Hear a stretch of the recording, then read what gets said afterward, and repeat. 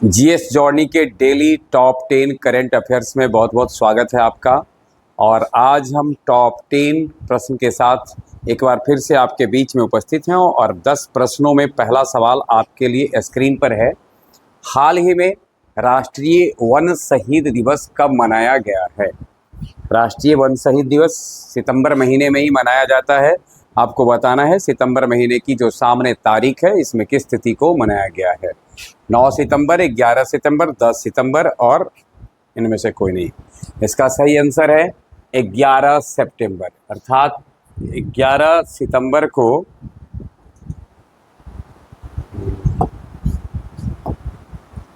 11 सितंबर को यह मनाया गया है। इस वर्ष जो राष्ट्रीय वन शहीद दिवस मनाया गया, इसका थीम है शहीदों का स्मरण, वनों की रक्षा। शहीदों का स्मरण कीजिए और वनों की रक्षा कीजिए। चलिए अगला सवाल हमारे सामने स्क्रीन पर है। किस राज्य की विधानसभा में धर्मांतरण विरोधी विधेयक 2000 पारित हुआ है? बहुत ही चर्चित विधेयक है धर्मांतरण विरोधी विधेयक।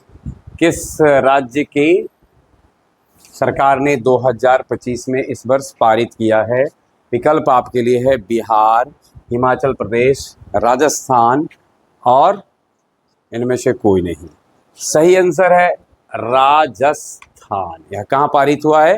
राजस्थान में पारित हुआ है। और राजस्थान में अभी भारतीय जनता पार्टी की सरकार है, जहां भजन लाल शर्मा, जानते ही होंगे, इसके मुख्यमंत्री हैं भजन लाल शर्मा। इसकी राजधानी गुलाबी शहर जयपुर है और वर्तमान में इसके गवर्नर जनरल हैं हरीलाल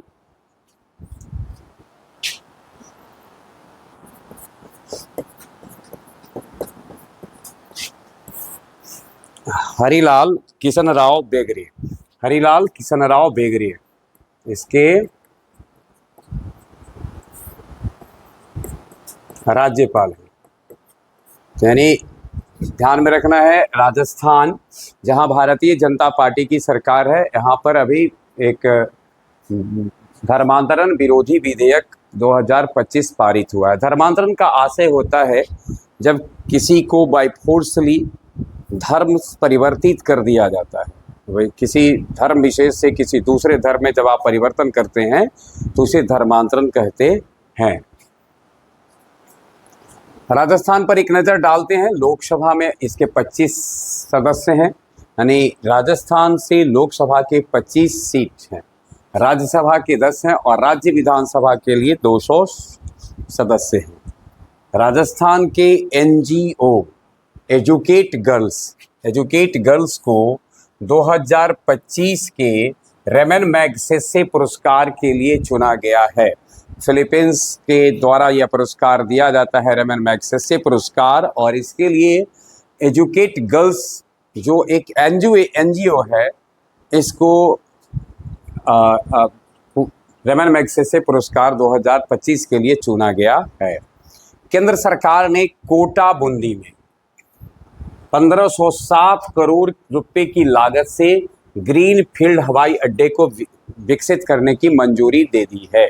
यानी कोटा और बूंदी का जो क्षेत्र है वहाँ 1507 करोड़ रुपए की लागत से ग्रीन फील्ड हवाई अड्डे को विकसित किया जाएगा। इसकी मंजूरी केंद्र सरकार के द्वारा दी गई है। इसमें हमें थोड़ा ध्यान में रखना होगा यह स्थान, और दूसरा कि कितने रुपए की लागत से यह मंजूरी जो दी गई है, इसकी लागत कितनी है। तो 1507 करोड़ रुपए। जयपुर में ड्रोन और कृत्रिम बुद्धिमत्ता से सुसज्जित क्लाउड सीडिंग तकनीक का उपयोग कृत्रिम वर्षा कराने के लिए किया जाता है। ठीक है, अगला सवाल हमारे स्क्रीन पर है। हाल ही में किस मंत्रालय ने आदि संस्कृति डिजिटल लर्निंग प्लेटफॉर्म लॉन्च किया है? आदि संस्कृति डिजिटल लर्निंग प्लेटफॉर्म लॉन्च किया है। थोड़ा सा अगर हम लोग इस पर थोड़ा सा ध्यान देंगे तो आदि मानव सिंह अब आदि मानव इनमें से कौन विकल्प में हो सकते हैं, थोड़ा सा आप गौर करेंगे तो पता चलेगा।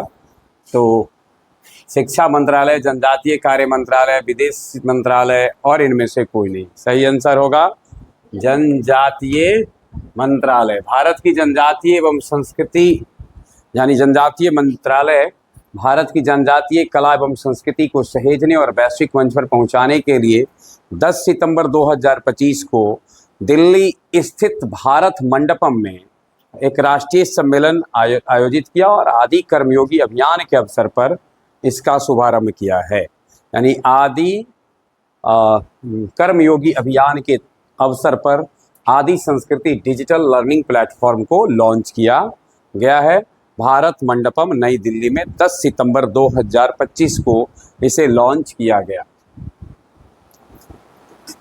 अगला सवाल हमारे लिए है, हाल ही में किसे नाइजीरिया में भारत का अगला उच्चायुक्त नियुक्त किया गया है? यानी हाल ही में निम्न में से किसे हाई कमिश्नर उच्चायुक्त नियुक्त किया गया है? देखिए, एक सवाल यहाँ पर थोड़ा सा समझने वाला है कि कहीं पर हम लोग सुनते हैं कि उच्चायुक्त नियुक्त किया गया है और कहीं पर यह देखने को मिलता है कि वहाँ के राजदूत नियुक्त किए गए हैं। तो कहाँ उच्चायुक्त होते हैं और कहाँ राजदूत होते हैं? उच्चायुक्त शब्द जो है सो यानी हाई कमिश्नर शब्द वहाँ से होगा जो ब्रिटेन का यानी कॉमनवेल्थ के जो हिस्सा है, ब्रिटिश राष्ट्रमंडल का जो हिस्सा है, वहाँ भारत जो भेजता है तो वहाँ उच्चायुक्त होता है और अन्य देशों में जो भारत के होते हैं वह कहलाते हैं राजदूत। इसका ध्यान हमें रखना है। तो ब्रिटेन के कॉमनवेल्थ के यानी ब्रिटिश राष्ट्रमंडल का जो हिस्सा होता है वहाँ पर हाई कमिश्नर होते हैं। और अभी जो उच्चायुक्त नाइजीरिया में नियुक्त किए गए हैं आप हैं अभिषेक सिंह। अभिषेक सिंह को नाइजीरिया का उच्चायुक्त नियुक्त किया गया है। नाइजीरिया कैपिटल इसका अबूजा है और इसकी करेंसी नायरा है, जबकि बोला अहमद तिनुबू इसके राष्ट्रपति हैं। चलिए अगला सवाल हम देखते हैं। अगला सवाल हमारे लिए है, कहाँ पहले विदेशी अटल नौचार केंद्र अटल इनोवेटिव सेंटर कहीं कहीं आप देखेंगे AIC लिखा रहेगा। अटल इनोवेटिव सेंटर का शुभारंभ कहाँ किया गया है? इसका देखिए यूटान नहीं होगा, भूटान। क्या है? भूटान, UAE, सऊदी अरब और इनमें से कोई नहीं। इसमें से संयुक्त अरब अमीरात UAE संयुक्त अरब अमीरात में किया गया है ना, जिसकी राजधानी अबू धाबी है। और UAE दिरहम अबू धाबी और UAE दिरहम इसकी करेंसी है।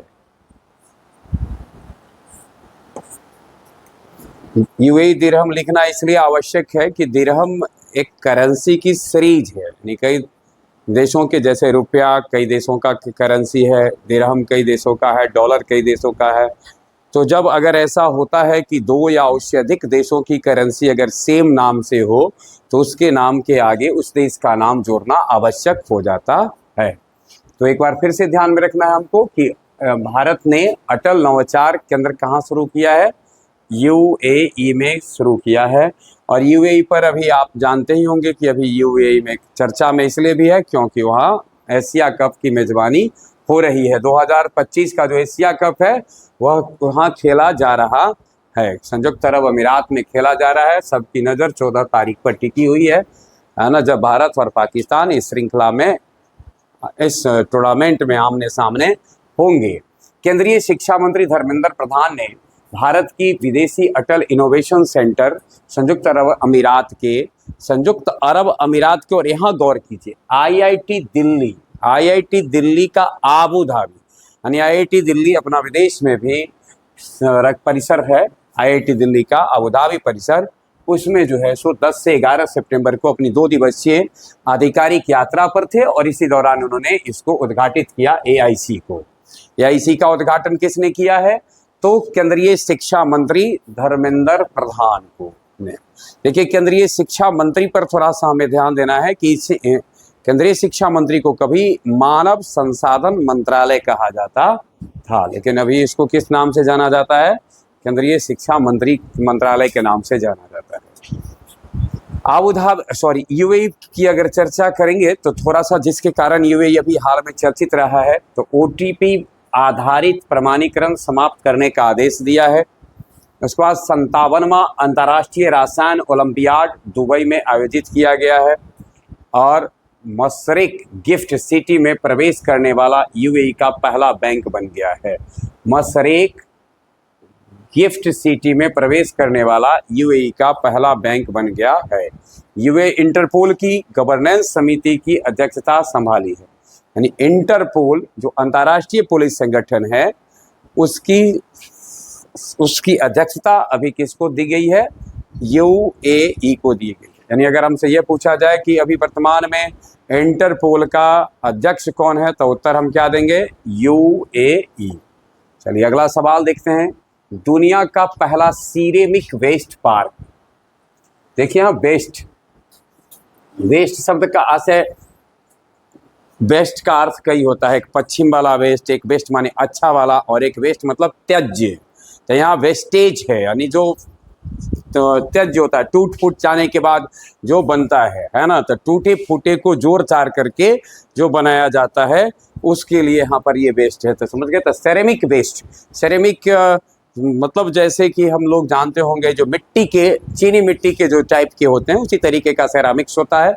तो उसके जो टूटे फूटे होते हैं, इसका पार्क कहाँ बनाया गया है? पहला सेरेमिक पार्क, यानी उसके टूटे फूटे को मरम्मत करके फिर से जो है सो आप बर्तन के रूप में तब्दील कर देंगे। ऐसा करने वाला राज्य भारत का कौन सा है? यानी भारत के दृष्टिकोण से आपको इसका उत्तर देना है। पश्चिम बंगाल, उत्तर प्रदेश, मध्य प्रदेश और राजस्थान। यह है उत्तर प्रदेश में। उत्तर प्रदेश में यह पार्क अनोखी दुनिया के नाम से जाना जाएगा, है ना। और इस पार्क का स्थान रखा है, पार्क का स्थान क्या है? यूपी का खुर्जा। खुर्जा का देखिए, अभी हमने जैसा जिक्र किया कि सेरेमिक से वेस्ट, यानी इसको इसलिए कैपिटल सिटी ऑफ सेरेमिक कहा जाता है। सेरेमिक कैपिटल कह सकते हैं आपका। उत्तर प्रदेश का सेरामिक कैपिटल के नाम से खुर्जा को जाना जाता है। चलिए अगला सवाल हम देखते हैं। भारत का पहला, यानी इसी से जुड़ा हुआ थोड़ा सा अभी चर्चा हुई है, तो थोड़ा देखते चलते हैं कि भारत का पहला डिजिटल साइंस पार्क कहाँ स्थापित हुआ। भारत का पहला digital science park Kochi, Kerala में। भारत का पहला जियोलॉजिकल पार्क बना नहीं है, बनेगा जबलपुर, मध्य प्रदेश में। AI and robotic park, AI and robotic park Bharat का, सब में भारत का पहला लिखा हुआ है, इसलिए ध्यान में रखना है। भारत का पहला एआई एंड रोबोटिक पार्क बना बेंगलुरु में। भारत का पहला पूर्ण महिला स्वामित्व वाला एफएलओ औद्योगिक पार्क हैदराबाद में। भारत का पहला ई वेस्ट रिसाइकलिंग पार्क, भारत का पहला ई वेस्ट रिसाइकलिंग पार्क। अभी हमने जिस वेस्ट का जिक्र किया था वह यही वेस्ट है, WAST वेस्ट। वो WEST BEST वाला वेस्ट नहीं समझना है, समझ रहे हैं ना, WAST वाला वेस्ट समझना है। जेंडर पार्क कोझिकोड, केरल में। भारत का पहला नाइट सफारी पार्क बनेगा लखनऊ में। नाइट सफारी पार्क बनेगा लखनऊ में। भारत का पहला सैटेलाइट फोन से लैस नेशनल पार्क काजीरंगा में बनाया जाएगा। काजीरंगा नेशनल पार्क में ही, यानी काजीरंगा जो नेशनल पार्क है, यहाँ व्यवस्था किया जा रहा है, जिसमें कि किया जाने जा रहा है नहीं बल्कि हो चुका है, सैटेलाइट फोन से लैस हो गया है यह। भारत का पहला डार्क स्काई पार्क पेंच टाइगर रिजर्व। भारत का पहला रक्षा औद्योगिक पार्क बनेगा केरल में। और भारत का पहला साई कैड गार्डन उत्तराखंड के हल्द्वानी में। ये भारत का पहला, और देखिए ये आज चूंकि जिस दुनिया में आप जी रहे हैं, तकनीक की दुनिया है, डिजिटल दुनिया है, एआई दुनिया है, इसलिए अब जो हम परंपरागत सवालों पर अगर विचार करेंगे कि पहले नेशनल पार्क का, तो अब हट करके अब आपके सामने कुछ दूसरे ढंग के पार्क सब नजर आएंगे। और यह इसका मूल कारण है तकनीक और खास करके सूचना क्रांति के क्षेत्र में जो तरक्की हुई है, कृत्रिम बुद्धिमत्ता की जो तरक्की हुई है, इससे ये सब पार्क का एक नया रूप देखने को मिल रहा है। अगला सवाल हमारे लिए है, international institute for management development द्वारा IMD international institute management development द्वारा जारी वर्ल्ड टैलेंट, यहाँ पारी नहीं पढ़ना है, क्या पढ़ना है, जारी, द्वारा जारी वर्ल्ड टैलेंट रैंकिंग 2025 लिस्ट में भारत की रैंक क्या रही है। यानी IMD जारी करता है, किसको करता है, वर्ल्ड टैलेंट रैंकिंग। टैलेंट यानी विश्व प्रतिभा रैंकिंग, टैलेंट मतलब प्रतिभा। अब सबसे ज़्यादा प्रतिभाशाली तो भारत वाले ही होते हैं उनके अनुसार, लेकिन अब देखते हैं कि जो IMD ने जो रिपोर्ट दिया है उसके अनुसार क्या है, 58वां, 60वां, 63वां, 65वां। पहला स्थान तो है नहीं तो हम टिक मार देते पहला, परंतु चलिए जो रैंकिंग है उसमें भारत का स्थान है 63। और गौरतलब हो कुल 69 देश सम्मिलित हुए, 69 देश में हम 63वां स्थान पर हैं, तो समझा जा सकता है। और खास बात यह है कि पिछले साल जब इसकी रैंकिंग आई थी तो 58वां पर थे, यानी पिछला साल 2024 में हम 58वां पर थे। अब देखिए थोड़ा सा इसका, देखिए जो प्रतिभाशाली लोग कहाँ ज़्यादा हैं, स्वीट, जो मीठा मीठा है ना, स्विट्जरलैंड इस प्रतिभा यानी वर्ल्ड टैलेंट रैंकिंग के टॉप पर बैठा हुआ है स्विट्जरलैंड, दूसरा पर है लक्जमबर्ग, तीसरा पर है आइसलैंड, और अपना जो पड़ोसी देश है चाइना, वो भी हमसे कम बुद्धिमान नहीं है, 38वां स्थान पर है। तो इस तरीके से आप देख रहे दुनिया के जो तमाम जो बड़े बड़े विकसित महाशक्ति देश हैं वह इस लिस्ट में वह नीचे के पायदान पर है। कारण क्या है, तो बुद्धि के लिए आवश्यक नहीं है कि बहुत बड़ी बहुत मतलब मजबूत देश या बहुत ही संसाधनों से परिपूर्ण, या यूं कह लें कि आर्थिक स्थिति से जो काफ़ी सबल देश है उसमें ही टैलेंसी हो, ऐसा नहीं है। चलिए वर्ल्ड टैलेंट रैंकिंग की बात हम देख रहे थे, भारत का पोजीशन उसमें आपने देखा कि 63वां था और गत वर्ष 58वां था। अब आते हैं जास्कर उत्सव का 10वां संस्करण कहाँ आयोजित होता है, किया जाएगा। 10वां संस्करण कहाँ आयोजित किया जाएगा। गौरतलब हो यह आयोजन होना है इसी महीने की 20 से 21 सितंबर को। तो 20 से 21 सितंबर को थोड़ा सवाल पर अगर गौर करेंगे और ऑप्शन को देखेंगे तो मिल जाएगा। जॉस्कर श्रेणी कहाँ है, इसी से अंदाज लगा सकते हैं। जॉस्कर श्रेणी, जॉस्कर दर्रा है ना, कहाँ पर है, तो जॉस्कर उत्सव वहीं पर मनाया जाएगा जहाँ पर ये है, हिमाचल, लद्दाख, सिक्किम, उत्तराखंड। कहाँ, लद्दाख। अब इससे यह भी ध्यान में रखना है कि जॉस्कर श्रेणी कहाँ है, चाहे जॉस्कर दर्रा किस राज्य से होकर के गुजरती है, लद्दाख से। चलिए यह फेस्टिवल कल्चर को, यहाँ की संस्कृति को मनाने का कार्य यहाँ किया जाता है, यानी संस्कृति धरोहर है यह। जो हमारे हर उत्सव जो होते हैं, महोत्सव होते हैं, उसमें कुछ न कुछ उद्देश्य होता है। तो ये जो जास्कर उत्सव है यह मूल रूप से इस क्षेत्र का सांस्कृतिक धरोहर उत्सव है। चलिए अगला सवाल हम देखते हैं। अगला सवाल हमारे स्क्रीन पर है, हाल ही में किसने अपनी चौथी किताब डिफरेंट बट नो लेस की घोषणा की है। चेतन भगत। चेतन भगत पर तो आप ऐसे भी सोच सकते हैं कि हाल ही में चौथी किताब की तो बात नहीं किया जा सकता। हम जब प्रश्न पढ़ रहे हो तो छांटना भी हमें सीखना चाहिए। तो चौथी किताब तो चेतन भगत की हो ही नहीं सकते, अनेकों किताब की रचना कर चुके हैं चेतन भगत, तो इतना तो तय है कि चेतन भगत उसमें नहीं होंगे। अनुपम खेर, सलमान रुश्दी। अब दोगों पर विचार कर, सलमान रुश्दी बड़े बहुत ही भयानक लेखक और लंबे समय से उनकी चर्चा रही है ना। अपने जीवन निर्वासित जीवन वो भारत से जी रहे हैं अभी, लेकिन उन्होंने भी बहुत सारी किताबों की रचना की है। अब इस आधार से अगर हम ऑप्शन छांटें तो एक ऑप्शन, दो ऑप्शन अब हमारे बीच में, नन और अनुपम खेर। यह है अनुपम खेर की, किसकी है? अनुपम खेर की। अनुपम खेर एक सिने जगत के बड़े प्रसिद्ध अभिनेता, और इनके बारे में अभिनेता के रूप में किस रूप में आप जानेंगे? विलेन भी अच्छे रहे हैं, एक हास्य कलाकार के रूप में भी जाने जाते हैं, और कैरेक्टर प्रधान फिल्म मतलब रोल भी बेहतर किए हैं। चरित्र प्रधान अभिनेता के रूप में देखें, नायक के रूप में देखें, उनको अब खलनायक के रूप में देखें, उनको जिस रूप में भी आप देखना चाहते हैं, बहुत ही बड़े चर्चित अभिनेता हैं। इनकी किताब है डिफरेंट बट नो लेस, है ना। और एक प्रेरक वक्ता भी हैं। व्यक्तिगत अनुभवों को आशा और प्रेरणा का संदेश बनाने का सिलसिला जारी रखते हुए अपनी चौथी पुस्तक डिफरेंट बट नो लेस की घोषणा की है। किसने की है, समझ में आ गया होगा। चलिए, अब है हमारा, हाल ही में आईसीसी ने महिला विश्व कप 2025 के लिए कौन सा अभियान शुरू किया है? गौरतलब हो, इंटरनेशनल क्रिकेट काउंसिल के द्वारा महिलाओं की, यानी पुरुषों के लिए तो आईसीसी मैच हो तो काफ़ी चर्चा रहता है, लेकिन अभी भी महिलाओं के विश्व कप मैच में अगर बात किया जाए दर्शकों के का, तो उसमें पुरुषों की संख्या उसमें भी ज़्यादा रहती है। अर्थात महिलाओं की संख्या तुलना तक, भारत की मैं बात करूं तो भारत में कम रहते हैं।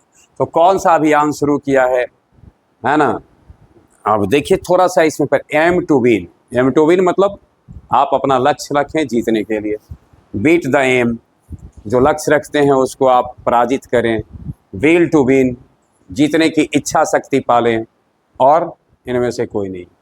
तो एक कहावत है, जीत से ज़्यादा ज़रूरत इच्छा क्या होना है ना। जीतने से ज़्यादा जीतने की इच्छा होनी चाहिए। तो उससे भी आप अगर चाहेंगे तो इसको टिक मार सकते हैं, और सही आंसर इसका होगा विल टू विन। यानी विल टू विन अभियान शुरू किया गया है, किसके द्वारा? आईसीसी के द्वारा। महिला विश्व कप 2025 के कुछ ही हफ्ते पहले अपने कौन सा अभियान, अभी चर्चा हमने पीछे किया, विल टू विन का अनावरण किया गया है। इस अभियान का फिल्म संस्करण ओ सामान्य टिकट बिक्री के खुलने के साथ लॉन्च किया गया। महिला क्रिकेट में दृढ़ संकल्प, बलिदान और लचीलापन की वह भावना को दर्शाता है। दृढ़ संकल्प यानी इच्छा शक्ति प्रबल हो, समर्पण का भाव हो, यहाँ बलिदान का सेंस है कि आपके अंदर एक डेडिकेशन हो, समर्पण हो, और एक सॉफ्टनेस भी हो। अपने सॉफ्टनेस का, लचीलापन का आशय है कि जिस टीम के साथ आप खेल रहे हैं वो आपके प्रतिद्वंदी ही होते हैं, वो आपके दुश्मन नहीं होते हैं, और अपने टीम के अन्य खिलाड़ियों के साथ आपका बर्ताव कैसा हो। आईसीसी इंटरनेशनल क्रिकेट काउंसिल पर एक नज़र डालते हैं। यह 1919 ईस्वी में इस संस्था की स्थापना हुई।